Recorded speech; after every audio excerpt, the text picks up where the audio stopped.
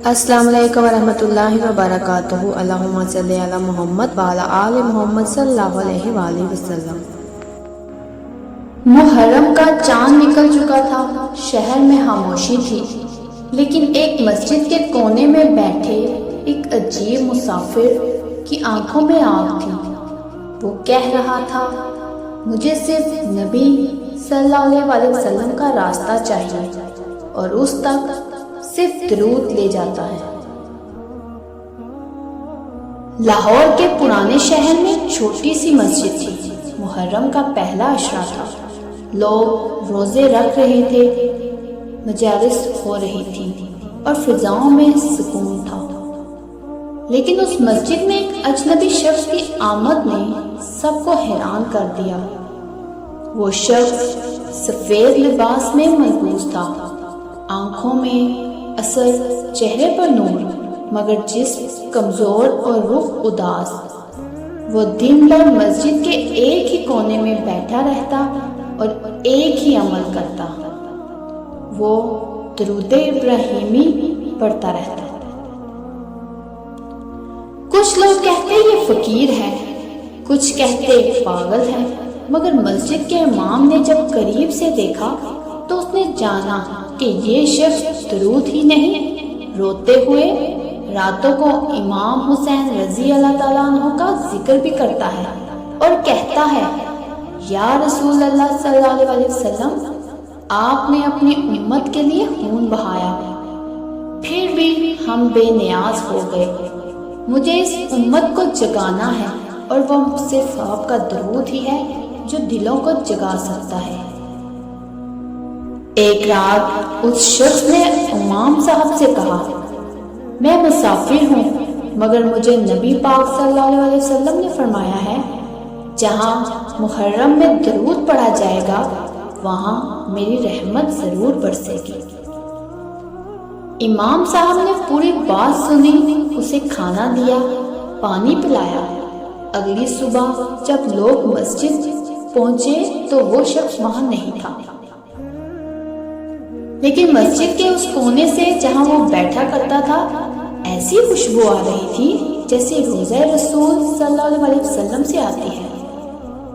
امام صاحب نے آواز بلند کی، لوگوں، یہ مسافر کوئی عام شخص نہ تھا، وہ ہمیں درود کا پیغام دینے آیا تھا، آؤ اس محرم میں ہم اس کے پیغام کو اپنائیں۔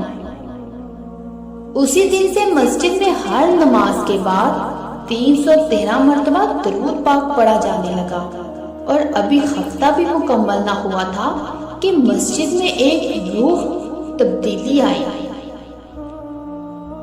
ایک بے اولاد جوڑے کو اللہ نے اولاد عطا فرمائی، ایک مقروض شخص کا سارا قرض اتر گیا، اور مسجد کے سامنے کا پرانا بدبودار نالا خشک ہو گیا۔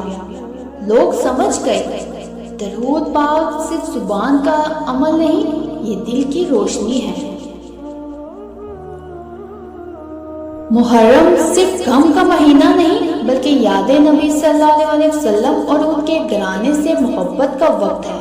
اگر ہم اس مہینے میں درود پاک کو اپنی زندگی کا حصہ بنا لیں تو ہر غم روحانی راحت میں بدل سکتا ہے۔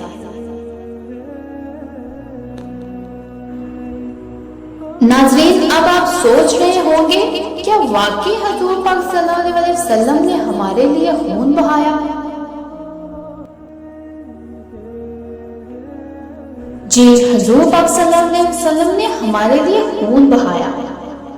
نبی کریم صلی اللہ علیہ وسلم نے اپنی پوری زندگی قربانی میں گزاری۔ شیخ ابی طالب، میں 3 سال کا بھوک و افلاس صرف امت کے لیے برداشت کیا۔ طائف میں پتھروں سے لہو لہان ہو گئے، مگر امت کے لیے بد دعا نہیں کی۔ احد کے میدان میں دان شہید ہو گئے، چہرہ لہو لہان ہو گیا، مگر فرمایا، اے اللہ میری امت کو معاف فرما دے، یہ مجھے نہیں پہچانتے۔